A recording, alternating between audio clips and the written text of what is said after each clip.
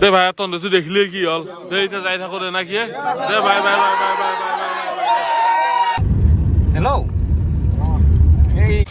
তো গাইজ আমাক ভাই এটা কিবা ফটো আঁকি দিছি বঢ়িয়া বঢ়িয়া ভাই বঢ়িয়া দে এই কি হৈছে গাইজ চব কৈ আছো অলপ আগত যাই কিনে বঢ়িয়া বঢ়িয়া আজি মোৰ গাটো একদম বেয়া ধুনীয়াকে কেতিয়াবা লগ পাম গাইজ মই এতিয়া আপোনালোকক কথাখিনি কওঁ মানে আমি যেতিয়া আহি